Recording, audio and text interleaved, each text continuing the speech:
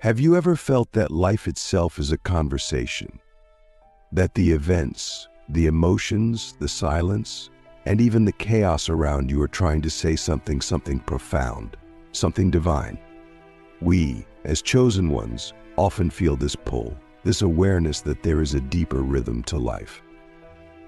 But do we truly understand the language God uses to speak to us? Do we hear the whisper beneath the noise? Or are we so caught up in the distractions of this world that we miss the very messages that could transform our lives? I want you to pause for a moment and reflect. Think back to a time when everything seemed to fall apart, when the ground beneath you crumbled, when your plans collapsed, and when the future seemed uncertain. Was that moment of chaos really just chaos? Or was it a carefully crafted message designed to break you free from what no longer served you? You see, God doesn't always speak in comfort. Sometimes He speaks in disruption. But the question is, are you listening? Click subscribe to this channel to get more profound spiritual lessons.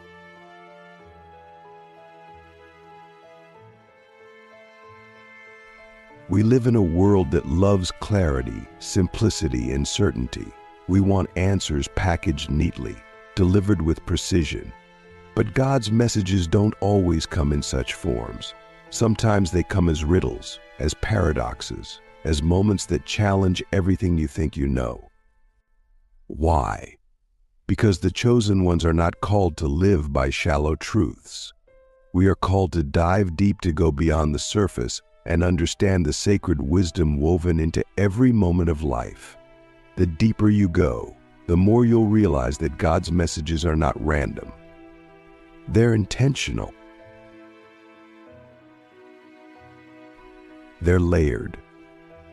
Take, for example, the moments of rejection you faced. Maybe you were turned away from an opportunity you desperately wanted. Maybe someone you trusted betrayed you. At first, it felt like punishment, didn't it? But what if it was protection? What if God closed that door to redirect you towards something greater, something more aligned with your purpose? The question isn't why it happened. The real question is, did you understand the message? And here's the thing: God doesn't just speak through the big events. He speaks in the smallest details, the quietest moments. Have you ever looked at the way a leaf sways in the wind, or felt the warmth of the sun on your skin and thought, this is more than just nature? That's because it is.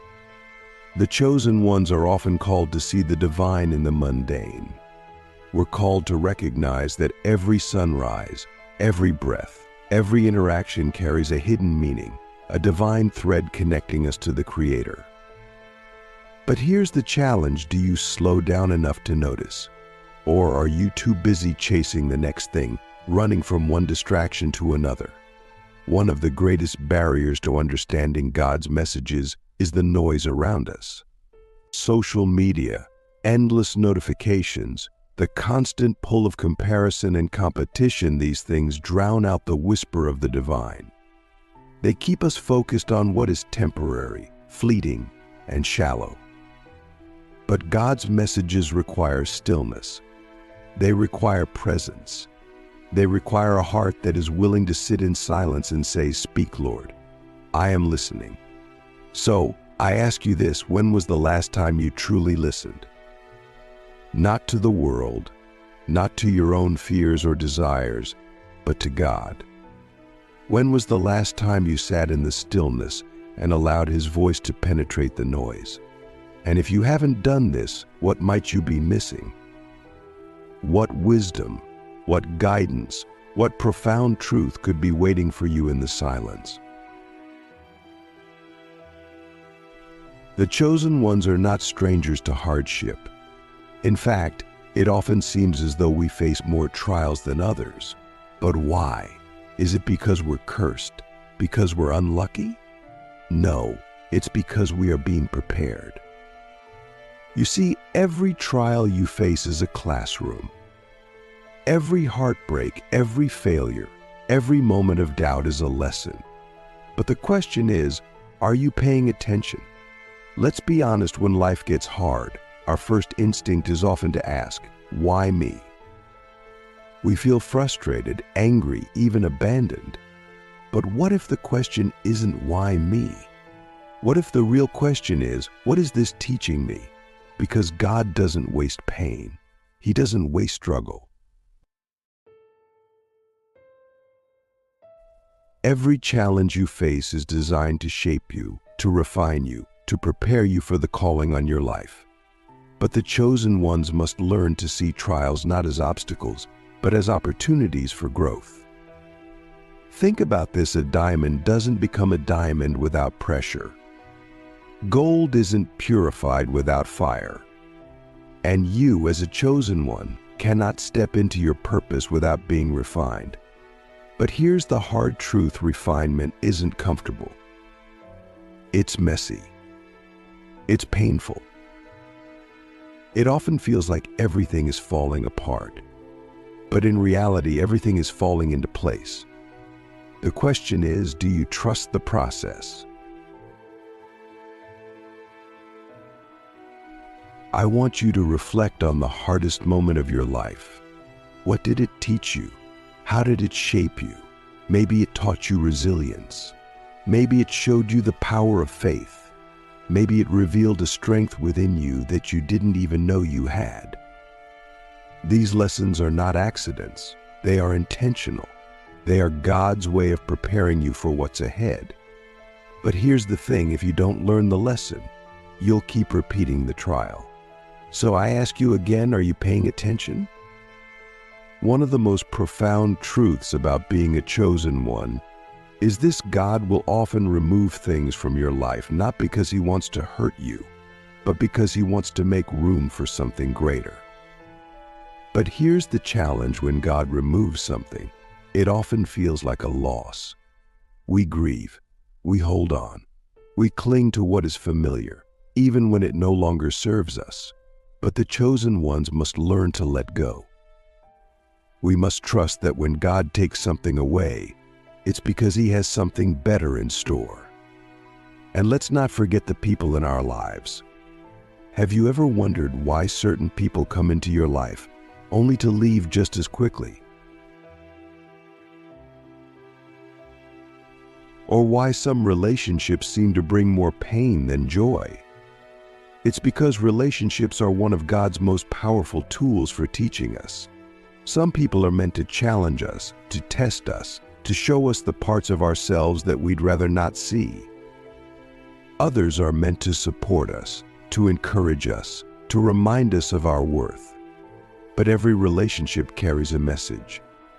The question is, do you understand it? One of the hardest lessons for the chosen ones is learning to surrender. We live in a world that glorifies control. We're taught to plan, to strategize, to make things happen.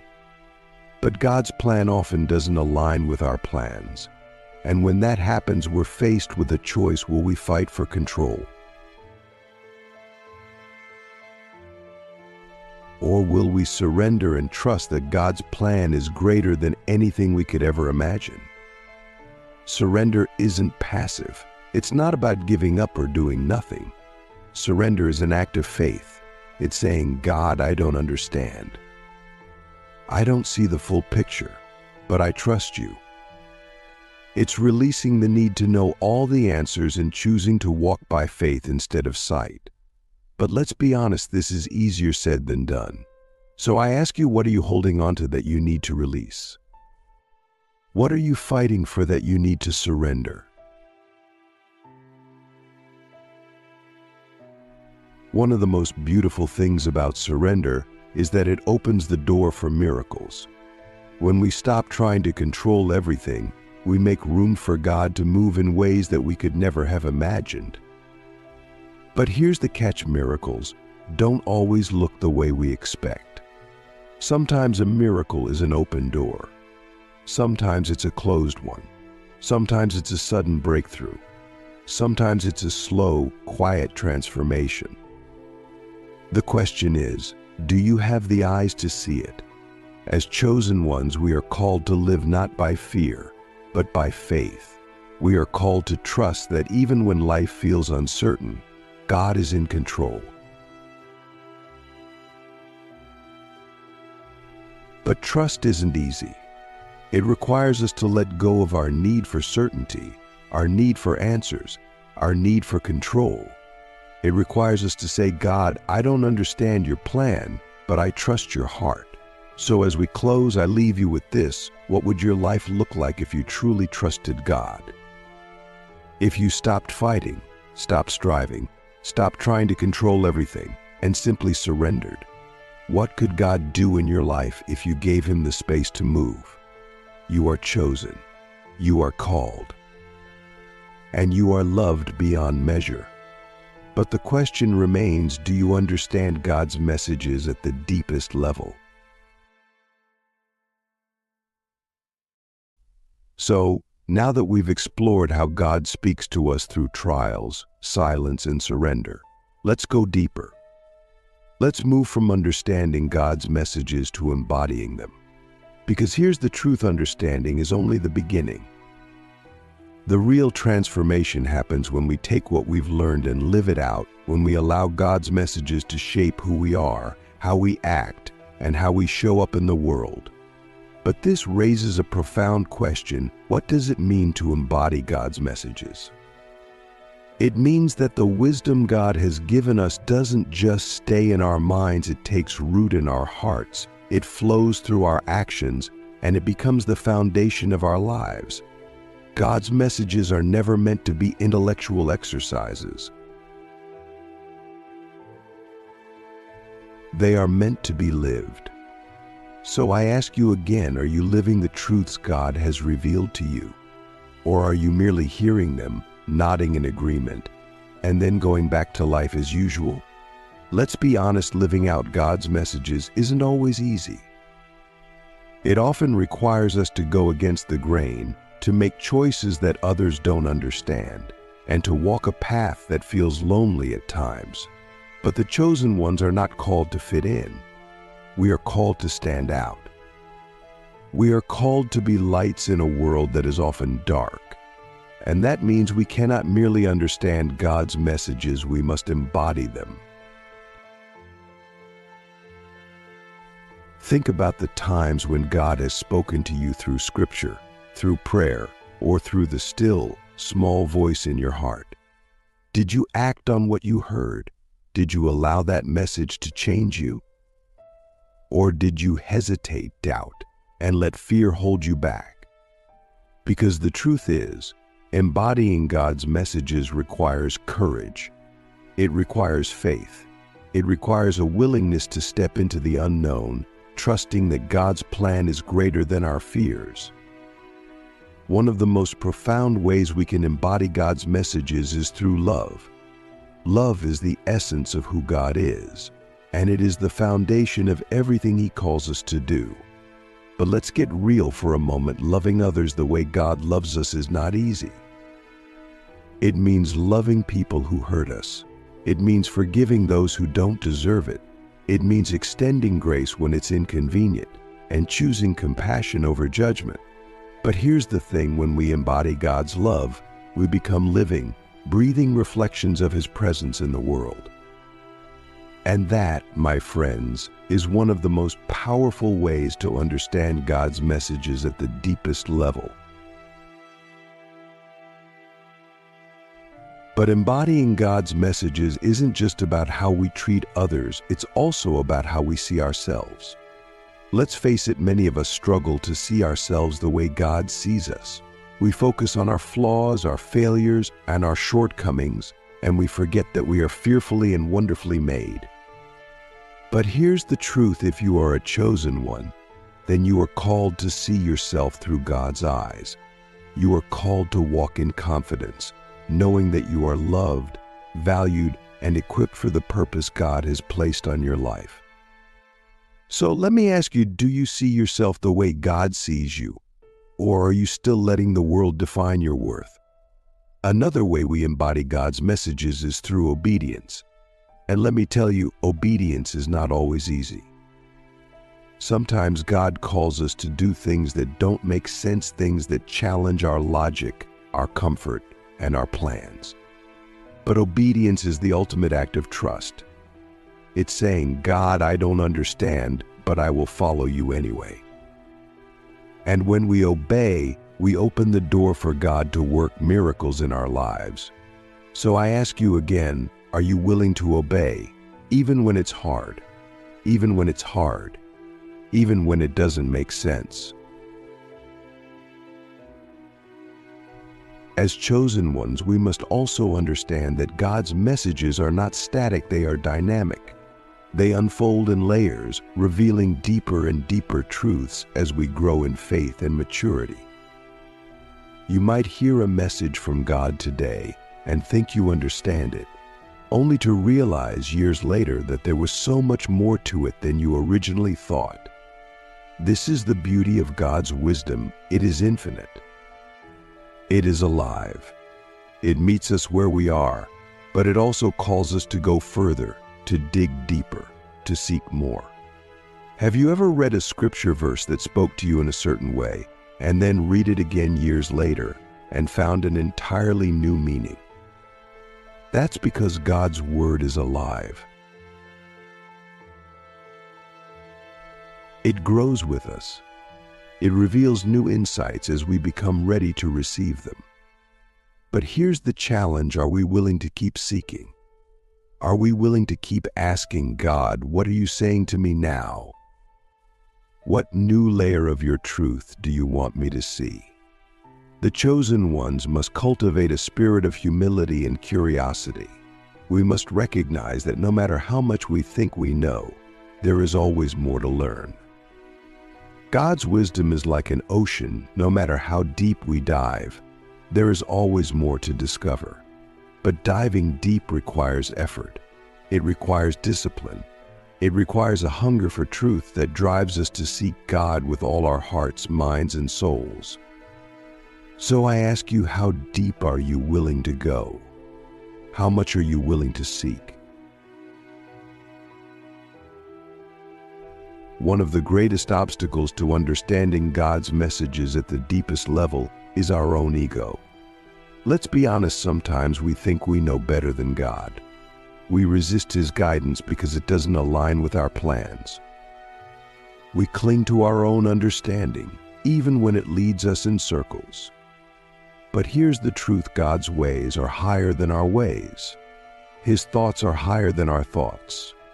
And if we want to understand His messages, we must be willing to let go of our pride, our assumptions, and our need to control.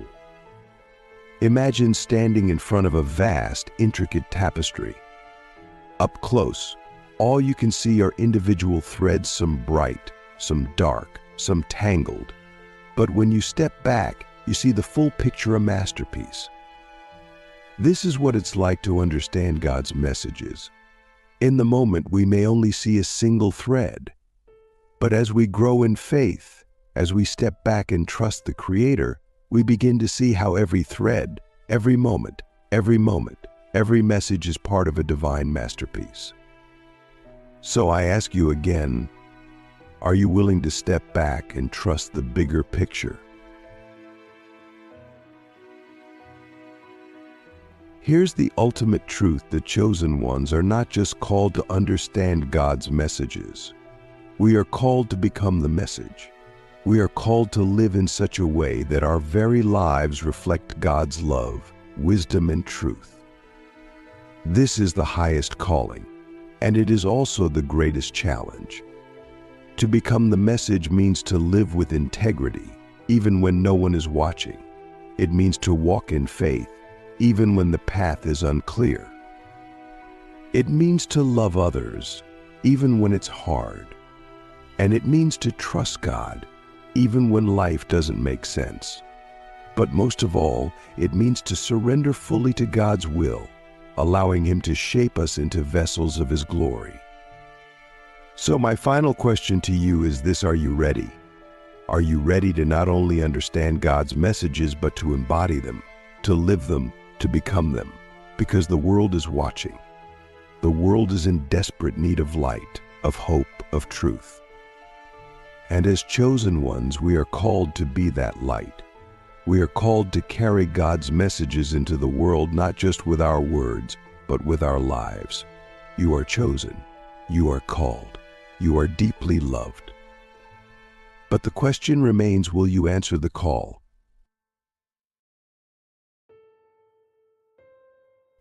Being chosen is not a title of privilege, it's a call to responsibility. Many people romanticize the concept of being a chosen one, thinking it means you are set apart for greatness without realizing the sacrifices, the burdens, and the accountability that come with it. To be chosen is to carry the weight of God's purpose. It is to live in service of something far greater than yourself. But here's a question you must ask yourself: are you willing to bear that responsibility? You see, the chosen ones are not just chosen for their own benefit. We are chosen to be instruments of God's will. That means our lives are not entirely our own. Every gift, every talent, every opportunity we've been given is meant to glorify God and serve others.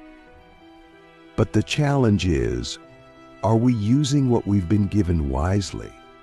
Are we stewarding the responsibilities God has entrusted to us? Take a moment to reflect on your life. Look at the skills you possess, the blessings you've received, and the influence you hold. Do you truly believe these things are random? Or do you recognize that they were given to you for a reason? And if you believe they were given to you for a reason, the deeper question is, what are you doing with them?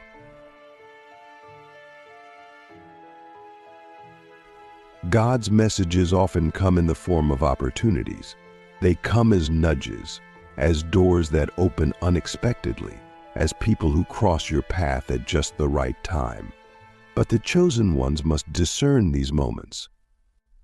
We must have the wisdom to recognize when God is calling us to act, and we must have the courage to step forward, even when it's uncomfortable, even when it's inconvenient. So I ask you, are you saying yes to God's call? Or are you hesitating, waiting for a more convenient time? To carry the responsibility of being chosen means that you must live with intention. You cannot afford to be careless with your time, your words, or your actions.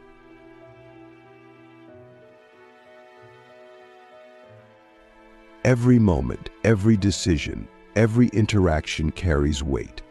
Every choice you make either draws you closer to God's purpose or pulls you further away.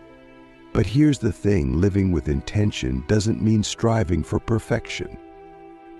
It means striving for alignment. It means asking yourself in every situation, am I walking in step with God's will? Am I honoring the calling He has placed on my life?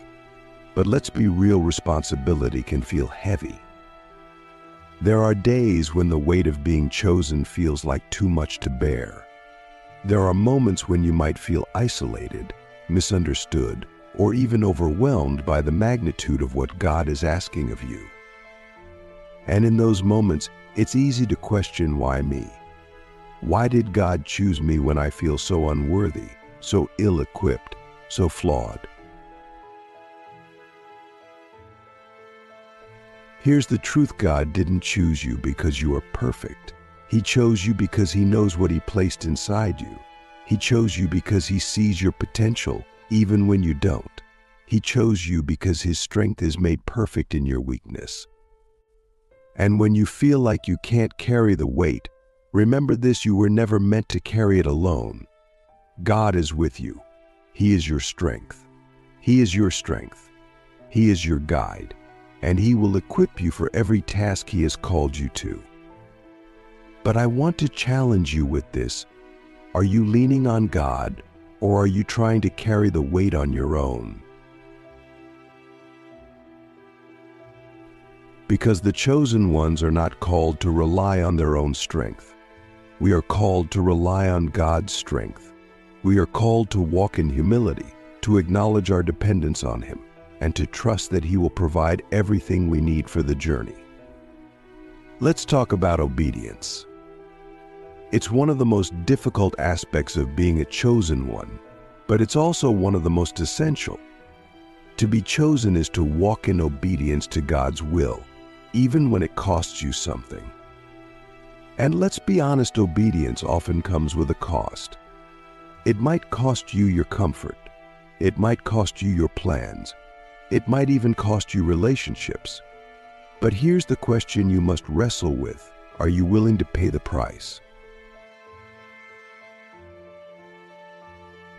Think about the story of Abraham. God called him to leave everything he knew, his home, his family, his security, and go to a land he had never seen. Can you imagine the faith that required? Can you imagine the questions that must have filled his mind? And yet, Abraham obeyed. He trusted that God's plan was greater than his own. And because of his obedience, he stepped into the destiny God had prepared for him. But here's the thing, Abraham's story isn't just a historical account. It's a blueprint for us as chosen ones. God will often call us to step out in faith, to leave behind what is familiar, and to trust Him with the unknown. And when He does, the question is, will you obey, even when it's hard? Even when it doesn't make sense? Obedience is not about understanding every step of the journey. It's about trusting the one who is leading you. It's about surrendering your plans, your timeline, and your expectations and saying, God, your will be done. But let's be real, this level of surrender is not easy. It requires faith. It requires trust. And it requires a willingness to let go of control. So let me ask you, what are you holding on to that God is asking you to release? What are you resisting that God is asking you to embrace? Here's the truth: obedience is not just about what you do, it's about who you become. Every act of obedience shapes you. It deepens your faith. It strengthens your character. And it aligns you more closely with God's purpose for your life. But here's the challenge: obedience often requires you to walk through discomfort. It requires you to face your fears, to confront your doubts, and to trust God in the midst of uncertainty. So I ask you again, are you willing to obey, even when it's uncomfortable? Finally, let's talk about legacy. Being chosen is not just about what you do in your lifetime, it's about the impact you leave for generations to come. The chosen ones are called to plant seeds of faith, hope, and love that will bear fruit long after they are gone. But here's the question: what kind of legacy are you building? Think about the people who have impacted your faith journey. Think about the mentors, the friends, the family members who showed you what it means to walk with God. Their legacy lives on in you. And now, as a chosen one, you are called to do the same. You are called to be a light for others, to inspire faith, to offer hope, and to point people toward God. But the question is, are you living in a way that reflects the legacy you want to leave behind? Legacy is not built in a single moment. It's built in the small, daily choices we make. It's built in the way we treat others, the way we respond to challenges, and the way we live out our faith. So I ask you, what choices are you making today that will shape the legacy you leave tomorrow? Here's the truth: being chosen is both a privilege and a responsibility.